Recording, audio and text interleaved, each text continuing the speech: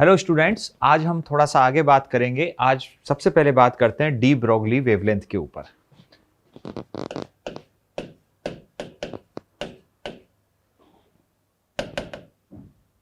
De Broglie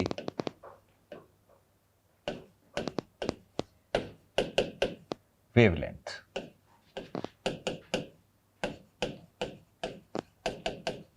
तो mister de Broglie ने बताया कि जब भी कोई लाइट पार्टिकल्स मूव करता है तो उसके पास पार्टिकल नेचर के साथ साथ वेव नेचर भी होती है। हालांकि हैवी पार्टिकल की भी वेव नेचर होती है, लेकिन वो नेग्लिजिबल होती है। तो जो लाइट पार्टिकल्स रहते हैं, इलेक्ट्रॉन, प्रोटॉन, जब वो मूव करते हैं तो उनकी पार्टिकल नेचर के साथ साथ उनकी वेव नेचर होती है, और उनकी वेव लेंथ जो दी जाती है उस प्रकार से दी जाती है, that is the H, Planck constant divided by momentum of that particles. Even atom के अंदर भी न्यूक्लियस के चारों तरफ जब इलेक्ट्रॉन रिवॉल्व करता है तो घूमते हुए इस इलेक्ट्रॉन की भी पार्टिकल नेचर के साथ साथ वेव नेचर होती है। इस घूमते हुए इलेक्ट्रॉन का अगर हम यहाँ पे मोमेंटम रख दें तो इसकी जो वेव होएंगी उसे हम मैटर वेव्स कहते हैं, जो इससे एसोसिएटेड वेव रहेंगी, और उस मैटर वेव की वैल्यू में जो वेवलेंथ की वैल्यू रहेगी वो यहाँ से आप फाइंड कर सकते हैं। दूसरी चीज ये कि ये किसी भी आर रेडियस के ऑर्बिट के अंदर अगर ये इलेक्ट्रॉन रिवॉल्व कर रहा है तो घूमते हुए इस इलेक्ट्रॉन के लिए कंडीशन दी जाती है कि उस आर रेडियस के ऑर्बिट के अंदर जो उसकी सरकमफ्रेंस होगी वो इसकी जो मैटर वेव की वेवलेंथ होगी उसका ये इंटीजर मल्टीपल होती है। यहाँ पे n की वैल्यू जो है वो इंटीजर वैल्यू रहती है, n should be equal to 1 2 3 4 इस तरह से रहेगी। तो किसी आर रेडियस के ऑर्बिट में घूमते हुए इलेक्ट्रॉन के लिए भी किसी भी ऑर्बिट की सरकमफ्रेंस उस ऑर्बिट में जो उसकी जो एसोसिएटेड मैटर वेव्स रहेंगी उसकी वेवलेंथ का इंटीजर मल्टीपल के बराबर रहती है सरकमफ्रेंस। इवन कोई चार्ज पार्टिकल को हम किसी पोटेंशियल डिफरेंस v से अगर फायर कर दें या उसको एक्सीलरेट कर दें तो उसके पास ये जो काइनेटिक एनर्जी डेवलप होएगी तो इससे उसका मोमेंटम फाइंड पड़ जाएगा चार्ज पार्टिकल का। तो ये यहाँ से इसका मोमेंटम निकल के आ जाएगा 2 times of mass into charge into potential difference का अंडर रूट। तो यहाँ से उस पार्टिकल की एसोसिएटेड जो वेवलेंथ रहेगी मैटर वेव की वो यहाँ से फाइंड हो जाएगी। मोमेंटम की वैल्यू यहाँ पे रख देंगे तो 2 into mass into charge into potential difference. अब वो चार्ज पार्टिकल इलेक्ट्रॉन है तो इलेक्ट्रॉन का मास इलेक्ट्रॉन का चार्ज रख दीजिए। वो चार्ज पार्टिकल प्रोटॉन है या अल्फा पार्टिकल है तो उसका मास उसका चार्ज रख दीजिए। तो उससे एसोसिएटेड यहाँ पे आपको मैटर वेव्स की वेवलेंथ मिल जाएगी। तो जो चार्ज पार्टिकल मूव करेगा तो पार्टिकल नेचर के साथ साथ उसकी वेव नेचर भी आपको यहाँ पे रिसीव हो जाएगी। और कोई भी आपके पास मॉलिक्यूल हो गैस का तो उसका जो भी मोमेंटम रहेगा मोशन के कारण तो उसका मोमेंटम आप यहाँ पे उठा के रख देंगे तो उससे भी जो एसोसिएटेड वेव रहेंगी या उसकी वेव नेचर जो रहेगी उसकी वेवलेंथ यहाँ पे मिल जाएगी। ये बात जानकारी डी ब्रोगली ने दी थी। इसके बाद हम आगे बढ़ते हैं और आज बात करते हैं न्यूक्लियर फिजिक्स की।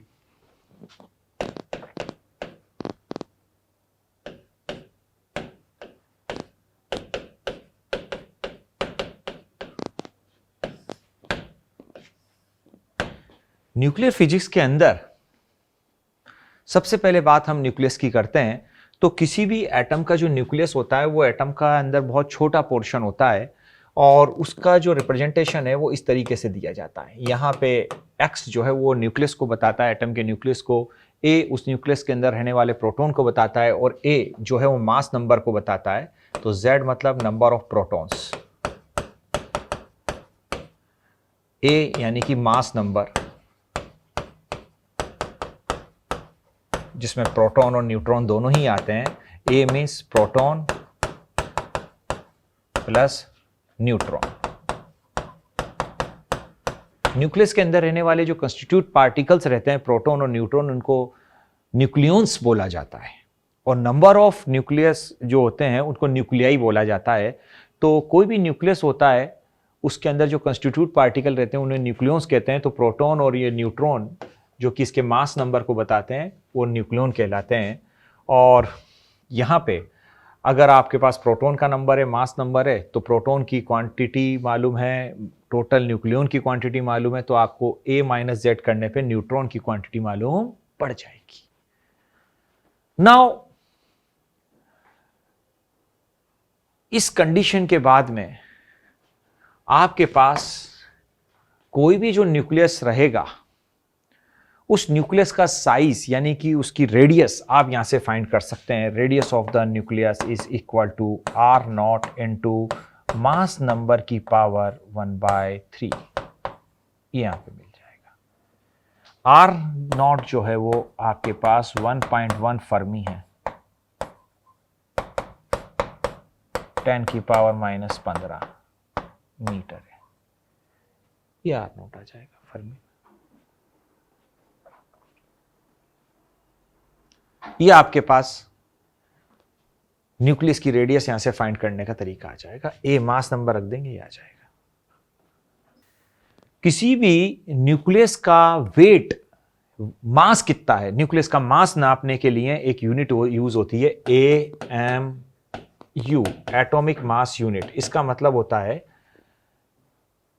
कि कोई भी कार्बन जो C12 है उसके न्यूक्लियस का जो भी मास होएगा उसका 1/12 ले लें, तो ये लगभग 1 प्रोटॉन के मास के बराबर आ जाता है। और इसकी वैल्यू जो होती है वो 1.67 10⁻12 -27 kg के बराबर आती है, एक प्रोटॉन के मास के बराबर। और प्रोटॉन न्यूट्रॉन का मास एक दूसरे के साथ बहुत क्लोज होता है। वैसे माना जाता है mass of neutron is greater then mass of proton, but ये इनमें बहुत कम अंतर रहता है। तो मास ऑफ न्यूट्रॉन ऑलमोस्ट हम मास ऑफ प्रोटॉन के बराबर ले सकते हैं। वैसे स्लाइटली ज्यादा होता है न्यूट्रॉन का मास प्रोटॉन के मास से, स्लाइटली, बट लगभग बराबर हो सकता है। तो एक ग्राउंड स्टेट में रहने वाले कार्बन का जो भी मास होएगा C12 का, उसमें अपन नंबर ऑफ न्यूक्लियाई जो कार्बन के अंदर रहते हैं उसका डिवाइड कर देंगे, तो आपके पास एक प्रोटॉन का मास के बराबर का आ जाएगा, जिसे आप कहते हैं एटॉमिक मास यूनिट। हम किसी भी न्यूक्लियस का मास AMU में ही मेजर करते हैं। इसके बाद आता है आइसोटॉप, आइसोटॉन्स और आइसोबार्स। तो आइसोटॉप किसे कहते हैं? ऐसे दो न्यूक्लियाई जिनमें नंबर ऑफ प्रोटॉन की क्वांटिटी सेम होती है, उसे हम कहते हैं आइसोटॉप। दूसरा आता है आइसोटॉन। ऐसे दो न्यूक्लियाई जिसमें न्यूट्रॉन की क्वांटिटी सेम होती है उसे कहते हैं आइसोटॉन।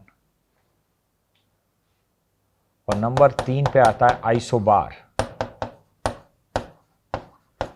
ऐसे दो न्यूक्लियाई जिसमें मास नंबर सेम होता है, यानी प्रोटॉन प्लस न्यूट्रॉन की क्वांटिटी यानी ए की वैल्यू सेम होती है, उसे हम आइसोबार कहते हैं। तो आइसोटॉप, आइसोटॉन और आइसोबार, ये 3 चीजें हैं। किसी भी न्यूक्लियस की डेंसिटी इस आधार पर नापी जाती है कि उस न्यूक्लियस का मास कितना है डिवाइडेड बाय उसका वॉल्यूम कितना है। अब यहां पे जो मास होएगा वो एक कंस्टिट्यूट पार्टिकल्स के मास के सम के बराबर होगा, न्यूक्लियस का मास। तो अगर उसमें मान लीजिए मास नंबर अगर उसका A है और एक प्रोटॉन का मास यहां पे मैं लिख देता हूं, तो ये यहां पे मेरे पास मास नंबर A इंटू एक प्रोटॉन का मास, लगभग क्योंकि प्रोटॉन न्यूट्रॉन का मास लगभग सेम होता है। R की वैल्यू में यहां पे R0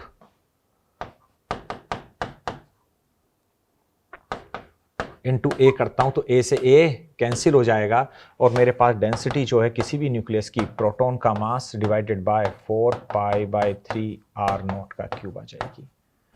तो भाई डेंसिटी एक कांस्टेंट आ गई। इट मींस कोई सा भी न्यूक्लियस हो, डेंसिटी में कोई फर्क नहीं आता, हर न्यूक्लियस की डेंसिटी सेम होती है। Every nucleus have the same density. इसके बाद आता है न्यूक्लियर फोर्सेस।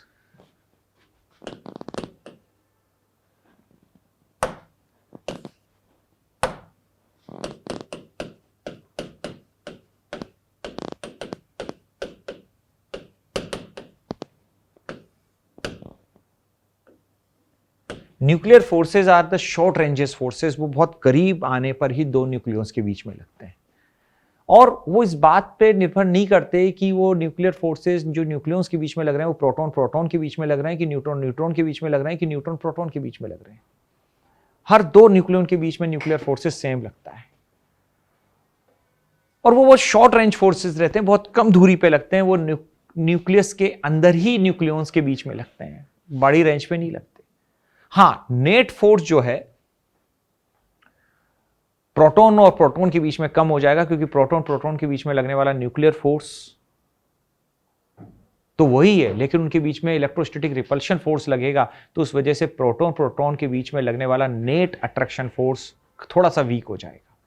जबकि न्यूट्रॉन और प्रोटॉन के बीच में अट्रैक्शन फोर्स केवल न्यूक्लियर फोर्स ही लगेगा, और न्यूट्रॉन न्यूट्रॉन कोई चार्ज पार्टिकल होते नहीं है, तो न्यूट्रॉन न्यूट्रॉन के बीच में भी नेट फोर्स न्यूक्लियर फोर्स ही लगेगा। प्रोटॉन प्रोटॉन के बीच में नेट फोर्स न्यूक्लियर फोर्स से थोड़ा सा स्लाइटली कम हो जाता है। क्यों? क्योंकि इलेक्ट्रोस्टैटिक रिपल्शन फोर्स भी लगता है। तो न्यूक्लियर फोर्सेस बहुत शॉर्ट रेंज फोर्सेस होते हैं और न्यूक्लियस के बीच में लगते हैं, और वही न्यूक्लियस के अंदर न्यूक्लियस को बांधे रखने का काम करते हैं। इसके बाद में आता है मास ऑफ द न्यूक्लियस। तो न्यूक्लियस का जो मास होता है वो ऐसा थ्योरेटिकली बोला गया है कि मास ऑफ द न्यूक्लियस जो होता है वो उसके अंदर रहने वाले प्रोटॉन और न्यूट्रॉन के मास के सम के बराबर होता है। तो जैसा कि मैं यहाँ पे लिखता हूं कि जेड नंबर ऑफ प्रोटॉन्स रहते हैं, तो mass of proton plus A minus Z करने पर मास ऑफ न्यूट्रॉन से यहाँ पे मैं मल्टीप्लाई कर देता हूं, तो मेरे पास ये न्यूक्लियस का थ्योरेटिकल मास आ जाता है। लेकिन प्रैक्टिकली देखा गया है कि मेरे पास किसी भी न्यूक्लियस का जो मास आएगा वो न्यूक्लियस का एटम का टोटल मास माइनस उसमें रहने वाले नंबर ऑफ इलेक्ट्रॉन का मास। जेड नंबर ऑफ इलेक्ट्रॉन रहते हैं प्रोटॉन के बराबर ही, तो यहाँ पे इलेक्ट्रॉन का मास इसमें से मैं माइनस करता हूँ, तो एटम के मास में से इलेक्ट्रॉन का मास माइनस कर देते हैं, तो ये न्यूक्लियस का मास आ जाता है। और ये देखा गया कि जो थ्योरेटिकल मास होता है वो तो ज़्यादा होता है और प्रैक्टिकल मास कम होता है। तो थ्योरेटिकली जो मास है और प्रैक्टिकल जो मास न्यूक्लियस का आया, इनका जो डिफरेंस होता है ये बोला जाता है mass defect. It is the mass defect. तो मास में ये जो कमी आ गई, इतना होना चाहिए था लेकिन इतना नहीं मिला, इतना मिला, तो मास में एक कमी आ गई, इसे बोलते हैं मास डिफेक्ट। तो जब भी न्यूक्लियस आपस में मिलकर के न्यूक्लियस बनाते हैं, दूर दूर से न्यूक्लियस आए, अपन प्रोटॉन और न्यूट्रॉन को लेके आए और एक न्यूक्लियस बनाए, तो थोड़ा सा मास प्रैक्टिकल जो एक्चुअल थ्योरेटिकल मास होता है उससे थोड़ा सा डिक्रीज होकर के इतना ही मिलता है। तो मास में ये जो कमी आती है इसे अपन मास डिफेक्ट कहते हैं। और ये मास में जो कमी आई into C square, C is the speed of light, इसका स्क्वायर करेंगे तो आपको एक एनर्जी मिलेगी। ये एनर्जी रिलीज हो जाती है जब न्यूक्लियस मिलकर के न्यूक्लियस बनाते हैं। तो न्यूक्लियस मिलकर के जब न्यूक्लियस बनाते हैं तो इतनी एनर्जी रिलीज हो जाती है, जिसे बाइंडिंग एनर्जी कहते हैं। तो जब भी न्यूक्लियस बनता है तो बाइंडिंग एनर्जी रिलीज हो जाती है। अब मान लीजिए जो न्यूक्लियस बना उसमें ए जो कि मास नंबर के बराबर के न्यूक्लियस हैं वो मौजूद हैं, तो यहां पे आ जाएगी binding energy per nucleon. Binding energy per nucleon में जो आएगा binding energy divided by number of nucleon, ये बाइंडिंग एनर्जी पर न्यूक्लियन निकल के आ जाती है। और अगर आप इसका ग्राफ बनाएंगे तो बाइंडिंग एनर्जी पर न्यूक्लियन का ग्राफ यहां पे मास नंबर के साथ जो बनेगा वो इस तरह का ग्राफ बनेगा। एक आपके पास मास नंबर ऐसा होएगा जिसपे बाइंडिंग एनर्जी पर न्यूक्लियन सबसे ज्यादा मिलेगी, ये होएगा आपके पास फेरस। तो फेरस एक ऐसा न्यूक्लियस होता है जिसके पास बाइंडिंग एनर्जी सबसे ज्यादा होती है और ये स्टेबल सबसे ज्यादा माना जाता है। जिस न्यूक्लियस के पास बाइंडिंग एनर्जी पर न्यूक्लियन सबसे ज्यादा होती है वो न्यूक्लियस सबसे ज्यादा स्टेबल माना जाता है, और जिसके पास बाइंडिंग एनर्जी पर न्यूक्लियन कम आती है वो लेस स्टेबल माना जाता है। ऐसा देखा गया है कि जो इंटरमीडिएट न्यूक्लियाई रहते हैं, बहुत भारी भी नहीं बहुत हल्के भी नहीं, वो थोड़े से स्टेबल होते हैं, और जो बहुत लाइट न्यूक्लियाई रहते हैं वो आपस में मिलकर के एक ऐसा न्यूक्लियस बनाते हैं जो कि फेरस के आसपास का मास नंबर रखता हो, ताकि वो स्टेबल न्यूक्लियाई कहला सके। स्टेबिलिटी पाने के लिए आपस में एक दूसरे से क्लब होते हैं जिसे अपन फ्यूजन कहते हैं। और जो हैवी न्यूक्लियाई रहते हैं वो जिनका मास नंबर ज्यादा होता है वो डिसइंटीग्रेटेड होकर के ब्रेक होकर के एक इंटरमीडिएट न्यूक्लियाई में तब्दील होते हैं, जिस प्रक्रिया को हम फिजन कहते हैं। तो फिजन और फ्यूजन यहीं से होता है कि लाइट न्यूक्लियाई स्टेबिलिटी पाने के लिए क्लब होते हैं जिसे फ्यूजन कहते हैं, और हैवी न्यूक्लियाई ब्रेक होते हैं और इंटरमीडिएट न्यूक्लियाई में तब्दील होते हैं जिसे फिजन कहते हैं। यहां पर ये जो मास डिफेक्ट होएगा इसे अपन AMU में नापेंगे, जो मास में अंतर आएगा उसे AMU में नापेंगे, और इस AMU को अपन इस तरह से भी जो है राइट कर सकते हैं, वैल्यू ऑफ AMU को अपन मेगा इलेक्ट्रॉन वोल्ट में तब्दील करते हैं। ऐसा देखा गया है कि 931.5 by C square mega electron volt. तो 1 AMU की वैल्यू अगर एनर्जी में कन्वर्ट करते हैं तो इतने मेगा इलेक्ट्रॉन वोल्ट के बराबर होती है। तो यहाँ पे मास डिफेक्ट जो भी AMU में आएगा वो लिख देंगे, और उसके बाद AMU की वैल्यू को इससे रिप्लेस कर देंगे, C स्क्वायर से C स्क्वायर कट जाएगा, तो बाइंडिंग एनर्जी जो मेगा इलेक्ट्रॉन वोल्ट में रिलीज हुई है वो यहाँ पे आपको रिसीव हो जाएगी। आप 1 AMU की वैल्यू लगभग इसके बराबर लिख सकते हैं।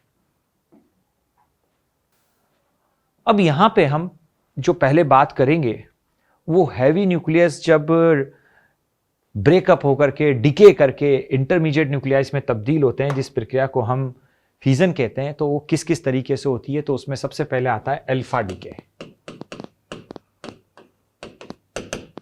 क्या होता है अल्फा डीके में कि एक हैवी न्यूक्लियस जिसका कि एटॉमिक नंबर Z है, मास नंबर A है, ये एक कोई अल्फा पार्टिकल का डीके करेगा, तो ये आपके पास पेरेंट न्यूक्लियाई हो गया या ये रिएक्टेंट हो गया, तो इसका ये प्रोडक्ट बनेगा। इसे डॉटर न्यूक्लियाई कह देते हैं या प्रोडक्ट न्यूक्लियाई कह देते हैं। तो मान लीजिए ये न्यूक्लियस था, ये पेरेंट न्यूक्लियस है, ये पेरेंट न्यूक्लियस है, और इससे डॉटर न्यूक्लियस बनेगा। तो इसमें अगर मान लीजिए अल्फा डीके हो गया तो मास नंबर जो है वो 4 से कम हो जाएगा, मास नंबर 4 से कम हो जाएगा और एटॉमिक नंबर 2 से कम हो जाएगा। तो ये एटॉमिक नंबर 2 से कम हो गया, मास नंबर 4 से कम हो गया, और यहां पे आपको एक अल्फा पार्टिकल या कि हीलियम मिलेगा। हीलियम के अंदर जो मास नंबर है वो 4 रहेगा और एटॉमिक नंबर 2 रहेगा। साथ ही साथ में यहां पे कुछ एनर्जी रिलीज होगी, इसे Q वैल्यू कहेंगे।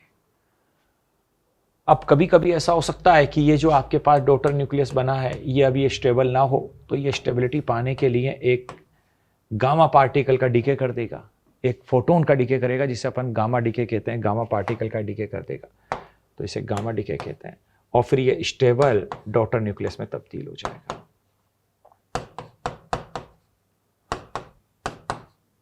ये अल्फा पार्टिकल है और इसमें कुछ एनर्जी भी निकलेगी।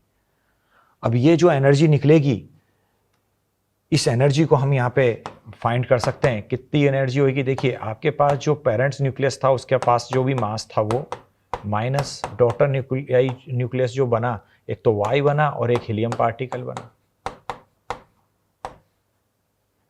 इनके मास में जो डिफेक्ट आएगा ये mass defect into C square, ये डेल्टा M की वैल्यू हो जाएगी। This is the delta M।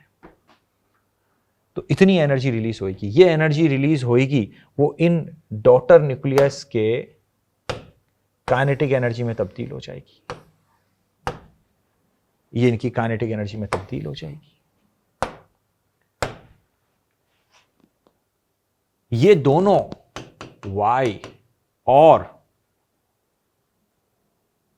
Helium particle, इनके जो भी मासेस होंगे, ये जब भागेंगे तो इनका मोमेंटम, ये रेस्ट में अगर आपके पास पेरेंट न्यूक्लियस था, इससे ब्रेक होकर ये दोनों भागेंगे तो इनका मोमेंटम एक दूसरे के इक्वल और अपोजिट होगा, और ये दोनों का मोमेंटम ये हो जाएगा। मोमेंटम और काइनेटिक एनर्जी में रिलेशन होता है भाई, हम जानते हैं kinetic energy is equal to momentum square by 2 times of mass होता है किसी भी पार्टिकल का। तो we can write 2 times of kinetic energy of Y is equal to 2 times of mass of ये into kinetic energy of helium.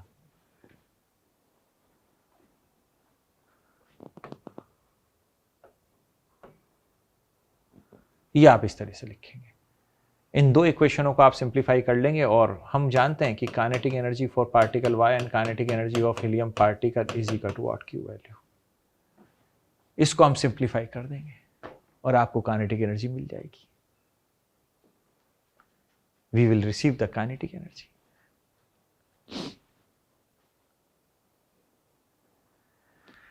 यहां से हमें काइनेटिक एनर्जी रिसीव हो जाएगी दोनों की।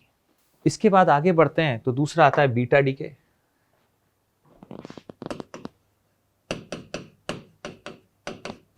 बीटा डीके में बीटा प्लस डीके भी होता है, बीटा माइनस डीके भी होता है। मान लीजिए आपके पास ये पेरेंट न्यूक्लियस है और इसमें अगर बीटा प्लस डीके होएगा तो यानी कि इससे जो डॉटर न्यूक्लियस बनेगा उसमें बीटा प्लस डीके में एक पॉजिटिव इलेक्ट्रॉन यहाँ से निकल जाएगा, पार्टिकल जिसका चार्ज तो इलेक्ट्रॉन के बराबर का है लेकिन वो प्लस में है, तो एक प्रोटॉन की कमी हो जाएगी और यहाँ पे मास नंबर वही रहेगा और बीटा प्लस डीके में इस तरह से होएगा।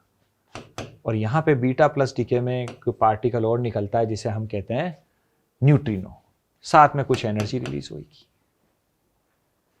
बीटा प्लस डीके के दौरान एक प्रोटॉन न्यूट्रॉन में कन्वर्ट होता है, साथ में एक चार्ज पार्टिकल यहां से निकल जाता है और एक न्यूट्रिनो जो है यहां से डेवलप होता है। ये बहुत रेयर केस होता है बीटा प्लस डीके का, मगर ऐसा होता है। ऐसे ही बीटा माइनस डीके होता है, तो बीटा माइनस डीके में जो पेरेंट न्यूक्लियस है उससे जो डॉटर न्यूक्लियस बनेगा उसका एटॉमिक नंबर 1 बढ़ जाएगा, क्योंकि बीटा प्लस डीके के अंदर, बीटा माइनस डीके के अंदर एक न्यूट्रॉन एक इलेक्ट्रॉन को अपने अंदर से इमिट कर देता है और एक न्यूट्रॉन प्रोटॉन में कन्वर्ट हो जाता है न्यूक्लियस के अंदर।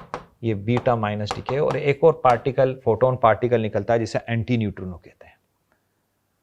तो एक न्यूट्रॉन जब प्रोटॉन में कन्वर्ट होएगा तो मास, यहाँ पे एटॉमिक नंबर बढ़ जाएगा, मास नंबर वही रहेगा और यहाँ पे एक एंटी न्यूट्रिनो फोटोन निकलेगा और एक एनर्जी रिलीज होगी। This is the beta plus decay and this is the beta minus decay. Beta minus decay तो दिख जाता है लेकिन बीटा प्लस डीके बहुत रेयर प्रोसेस होता है, क्योंकि जब एक प्रोटॉन न्यूट्रॉन में कन्वर्ट होता है तो इसमें मास बढ़ जाता है, न्यूट्रॉन का मास स्लाइटली ज़्यादा होता है। तो ये प्रोसेस तब होता है जब न्यूक्लियस किसी एनर्जी को एब्जॉर्ब करता है और बीटा माइनस डीके में एनर्जी रिलीज होगी। ये बहुत रेयर प्रोसेस होता है और ये in general beta minus decay ही होता है बीटा डीके के नाम पे। ये जो एनर्जी रिलीज होगी क्यू वैल्यूज, इस क्यू वैल्यूज की वैल्यू अपन वैसे ही निकालेंगे कि कितना मास डिफेक्ट आया इनटू सी स्क्वायर। ये आपके पास यहाँ पे क्यू वैल्यू आ जाएगी, बीटा प्लस डीके में भी, बीटा माइनस डीके में भी। और ये जो क्यू वैल्यू रिलीज होएगी ये इन डॉटर न्यूक्लियस की काइनेटिक एनर्जी में तब्दील हो जाएगी। इलेक्ट्रॉन और डॉटर न्यूक्लियस तो ये है और ये पार्टिकल एक और जो है इलेक्ट्रॉन, इसकी दोनों की काइनेटिक एनर्जी में तब्दील हो जाएगी। ये एनर्जी रिलीज जो होगी वो पार्टिकल की एनर्जी में रिलीज हो जाएगी। आगे बढ़ते हैं हम और बात करते हैं रेडियो एक्टिव डीके की, जो कि एक स्टैटिस्टिकल लॉ है। रदरफोर्ड और सोडी जो दो वैज्ञानिक थे, उन्होंने ये स्टैटिस्टिकल लॉ दिया था रेडियो एक्टिव डीके का।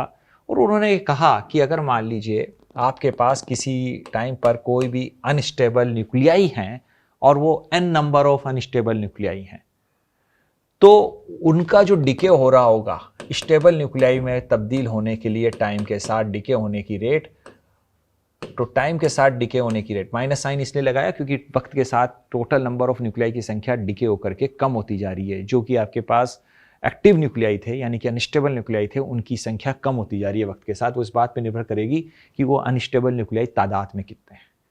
साइन ऑफ प्रोपोर्शनलिटी को हटाते हैं तो यहां पे एक कांस्टेंट आता है जिसे मैं लैम्डा से बता रहा हूं। ये लैम्डा यहां पे कहलाता है डीके कांस्टेंट।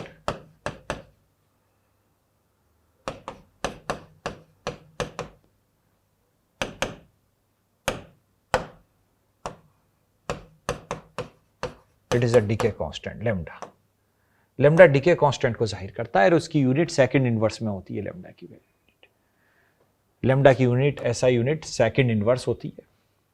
अब इस एक्सप्रेशन को हम, इस स्टैटिस्टिकल लॉ को जो कि रदरफोर्ड और सोडी का दिया गया है, इसको अगर अपन राइट करेंगे तो ये इस तरीके से आएगा दोनों तरफ, क्योंकि ये डीके कांस्टेंट ये कांस्टेंट ही रहता है।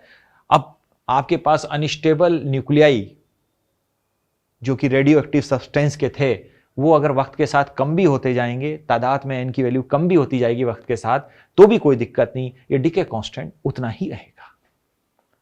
किसी भी एक पर्टिकुलर सब्सटेंस के लिए, जैसे कि यूरेनियम के अगर अनस्टेबल न्यूक्लियाई हैं, वो डीके हो रहे हैं, तो अगर वो सब्सटेंस यूरेनियम है तो उसके लिए वही रहेगा पर्टिकुलर यूरेनियम के लिए। वो रेडियम है तो रेडियम के अनस्टेबल न्यूक्लियाई डीके होकर के किसी स्टेबल न्यूक्लियाइयों में तब्दील हो रहे हैं, तो रेडियम से कोई नया प्रोडक्ट बन रहा है तो उस टाइम ये वही रहेगा जब तक सब्सटेंस वही है, भले से उसकी तादाद ज़्यादा हो चाहे कम हो, इसकी वैल्यू चेंज नहीं होती है।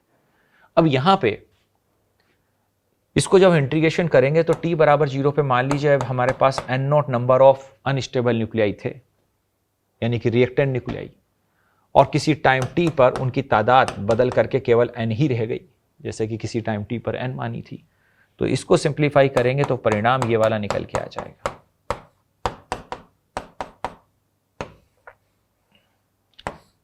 तो यानी कि वक्त के साथ t बराबर 0 पे तो ये n0 थे, वक्त के साथ जो आपके पास अनस्टेबल न्यूक्लियाई थे उनकी वैल्यू वक्त के साथ डिके होती जाएगी। शुरुआत में ये n0 थी, ये वक्त के साथ डिके होती जाएगी, एक्सपोनेंशियली कम होती जाएगी।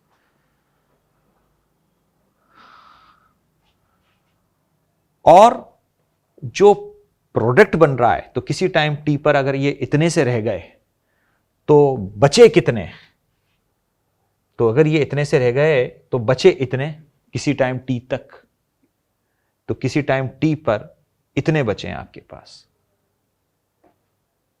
क्योंकि ये नंबर कैपिटल N बता रहा है किसी भी टाइम t पर कितने मौजूदा एक्टिव न्यूक्लियाई हैं किसी टाइम t पर, वो ये हैं। टाइम की वैल्यू डालेंगे तो उस टाइम पे मिल जाएगी। शुरुआत में वो n0 थी, तो डिकेड कितने हो गए, तो डिके जो हो जाएंगे वो आपके पास ये वाले हो जाएंगे।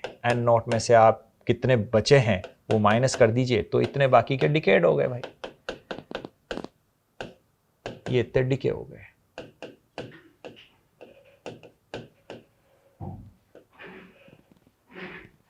ये डिकेड हो गए, ये खत्म हो गए।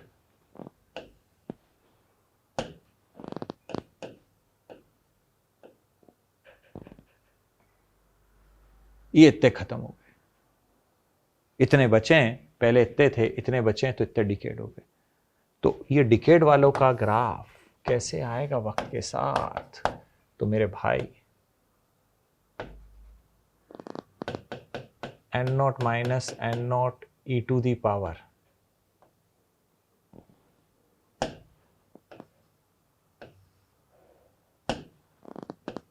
n0 minus n0 into e to the power lambda t, इसका ग्राफ कैसे आएगा, तो इसका ग्राफ कौन बना देते हैं। तो इसका ग्राफ आपके पास ऐसे आएगा,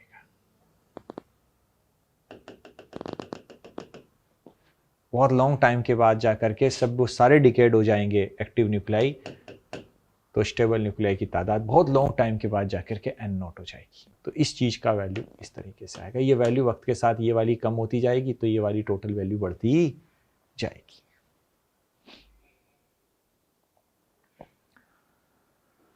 एक चीज होती है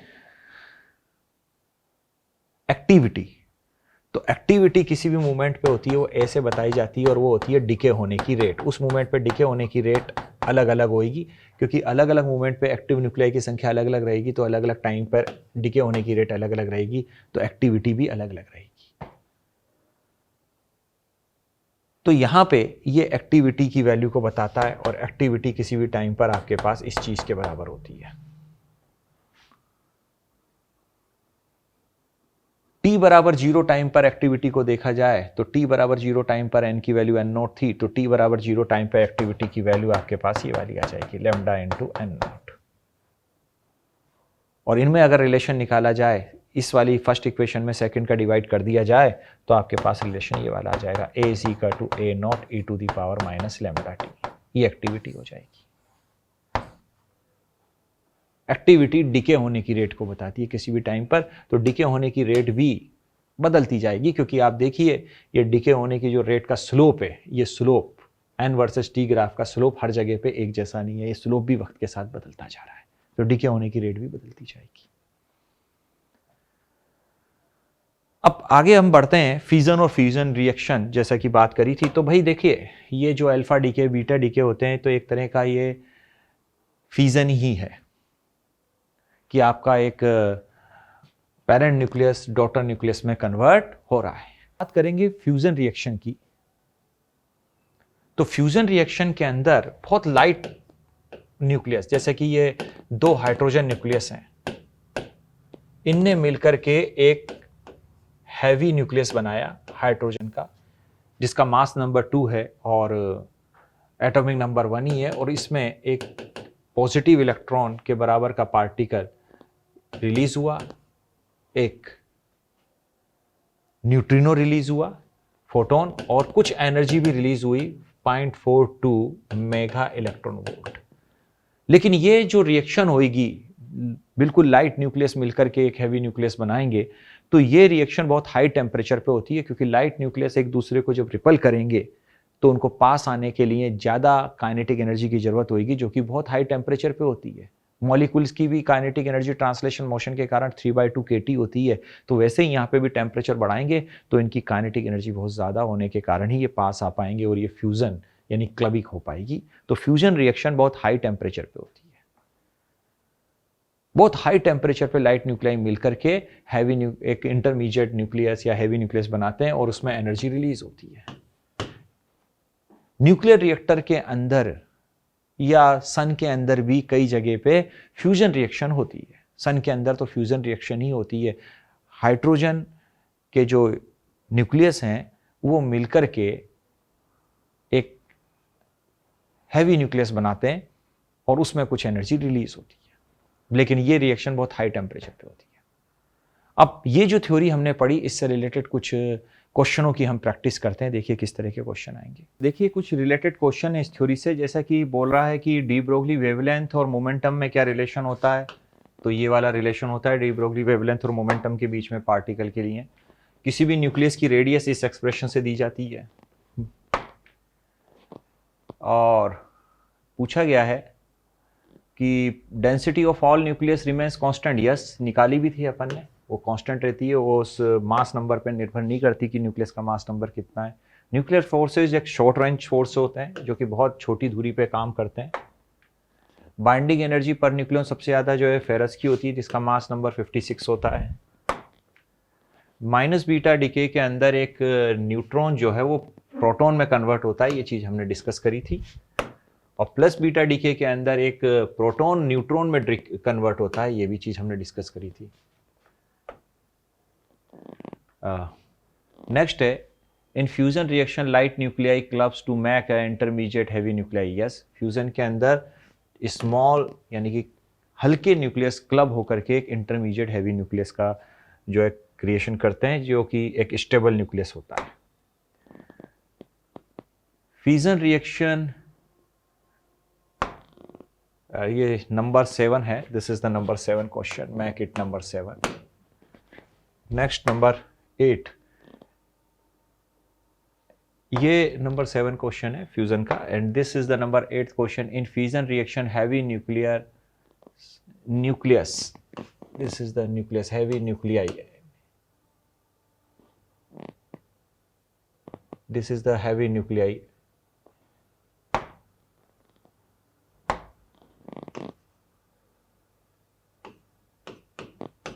Heavy nuclei. In fission reaction, heavy nuclei break into intermediate light nuclei. तो ये स्टेटमेंट भी ट्रू है। एक हैवी न्यूक्लियाई ब्रेक होकर के इंटरमीडिएट न्यूक्लियाई में, हल्के न्यूक्लियस में कन्वर्ट हो जाता है। Fusion reaction is possible at a very high temperature. ये बहुत हाई टेम्परेचर पे पॉसिबल होती हैं, ये भी हमने डिस्कस किया था। तो ये आपके पास क्वेश्चन की नंबरिंग है इस तरीके से। This is number first question, this is number 2nd, this is number 3rd, this is number 4th, this is number 5, this is number 6, this is number 7, and this is number 8. Make it this number is 8. 8 number question. And next, this is number 9 question. Make this is the number 9 question. And this is the number 10 question. Thank you very much to all of you.